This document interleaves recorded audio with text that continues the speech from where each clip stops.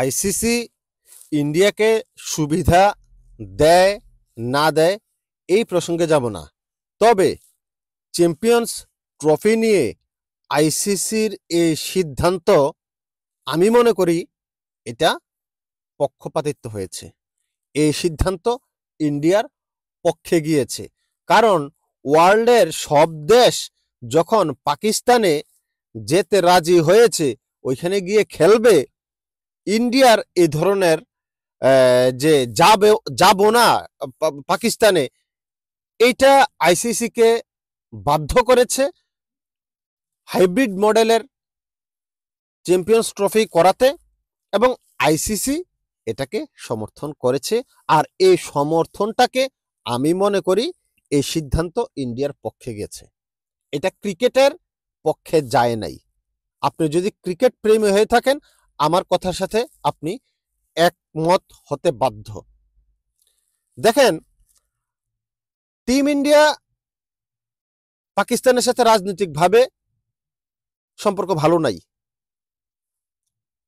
পাকিস্তান এবং ইন্ডিয়া রাজনৈতিকভাবে সম্পর্ক ভালো নাই। এই সম্পর্ক ভালো নাই তা শুধু পাকিস্তান ইন্ডিয়াতে না, এটা বহির্বিশ্বে অনেক দেশের সাথেই অনেক দেশের সম্পর্ক ভালো থাকে না।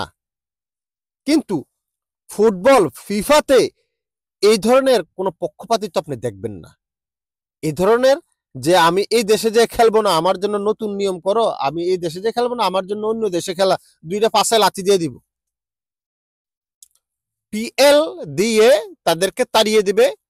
পিএল মানে পাশাই লাথি, পাশাই লাথি দিয়ে এটা তাড়িয়ে দিবে যে তুমি কোন দেশের নবাব আসছো, কোন দেশের নবাব তুমি, যে তুমি তোমার জন্য নতুন করে রুল করতে হবে। নিয়ম হয়েছে এই দেশে খেলার, এই দেশে খেলবে সব দেশ, তোমাকেও খেলতে হবে। এটা হচ্ছে ফিফা। ফুটবল হইলে এই কথা বলতো, কিন্তু আইসিসি পাঁচ আটার দল। আজকে বলতে আমি বাধ্য হলাম, কারণ হচ্ছে আইসিসির মেরুদণ্ড কতটুকু শক্ত এই সিদ্ধান্তে বোঝা গেছে। আইসিসির মেরুদণ্ড কতটুকু শক্ত, কতটুকু নড়বড়ে। আপনি বিশ্বের সব দেশ যাচ্ছে পাকিস্তানে খেলতে, টিম ইন্ডিয়া যাবে না, কারণ টিম ইন্ডিয়ার রাজনৈতিক অবস্থা ভালো না, তাদের সাথে সিকিউরিটির ব্যবস্থা। আরে ভাই, সিকিউরিটি যদি মেজর ইস্যু হইতো, তাহলে টিম ইন্ডিয়ার অন্যান্য দল কিভাবে যায়? কাবাডি দল, ব্যাডমিন্টন দল, এরা সাঁতারের দল, এই ধরনের দলগুলো কেন পাঠায়? ওরা কি টিম ইন্ডিয়ার না? ওরা কি ইন্ডিয়ার জনগণ না যারা কাবাডি খেলতে গেছে? অবশ্যই ইন্ডিয়ার জনগণ। তো ওদের কি মৃত্যুর ভয় নাই, মৃত্যুর সংখ্যা নাই? নাকি ওরা রোহিঙ্গা? ওরা তো রোহিঙ্গা না, ওরা তো ভারতের। তাহলে ওদেরকে কেন পাঠাচ্ছেন আপনি? আপনি যদি সিকিউরিটি ইস্যু আপনার এত বড় হয়ে যায়, তাহলে আপনি ওদেরকে কেন পাঠাচ্ছেন? আর ক্রিকেট দলকে আপনি পাঠাতে পারবেন না, কারণ আপনার সিকিউরিটি ইস্যু। এটা হচ্ছে ধোকাবাজি, এটা হচ্ছে মোরলত্ব দেখানো, যে আমি মোরল, আমি নবাব, আমার উপরে কেউ নাই। এটার একটা প্রমাণ দেখানোর ছাড়া আর কিছুই না আমার কাছে মনে হয়। বিশ্বের সব দেশ যেখানে পাকিস্তানে খেলতে রাজি হয়েছে এবং যাচ্ছে, সেইখানে টিম ইন্ডিয়া যাবে না, এটা শুধুমাত্র নিজেদের ইগো ছাড়া, গোরামি ছাড়া আর কিছুই না। অনেকেই বলতে পারেন, ভাই আপনি টিম ইন্ডিয়াকে সবসময় সাপোর্ট করেন।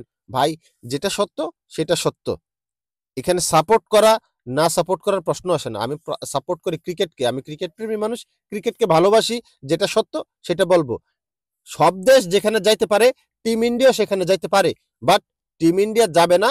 এটা এটা একটা গোরামি ছাড়া আর কিছুই না। এবং এটা আইসিসি যে মেরুদণ্ডহীন, ফিফার সাথে তুলনা চলে না, এটার একটা প্রমাণ। এটার একটা প্রমাণ। আইসিসি যদি শক্ত হইতো, মেরুদণ্ড থাকতো, তাহলে বলতো যে সব দেশ যাবে, তোমাকেও যেতে হবে। আর তুমি যদি না যাও, না যাও, তুমি চ্যাম্পিয়ন্স ট্রফি থেকে বাদ। আমার নিয়মে এটা বলে যে সবাই যাবে, তুমিও যাবা, তুমি যদি না যাও, তুমি না গেলা, বাদ তুমি চ্যাম্পিয়ন্স ট্রফি থেকে। ওদের জন্য শুধুমাত্র দুবাইতে নতুন করে আবার খেলা হবে ওদের খেলাগুলা। ভাই, এটা ক্রিকেট খেলা না, এটা আদর্শ সিদ্ধান্ত না, এটা চাটুকারিতা বলে এটাকে। আইসিসি যেই কাজটা করেছে, এটা হচ্ছে সির্ফ একটা চাটুকারিতা ইন্ডিয়ার পক্ষে, এছাড়া আর কিছুই না। আর ভাই আপনারা যারা ওই যে কন্টেন্ট বানান না নেগেটিভিটি ছড়ানোর জন্য, বানাতে থাকেন। ওই রোহিত শর্মা যাবে ফটো সেশন করতে, ক্যাপ্টেন্সি ফটো সেশন আছে না, লাহোরে যাচ্ছে, এটা নিয়ে ভিডিও বানাতে থাকেন।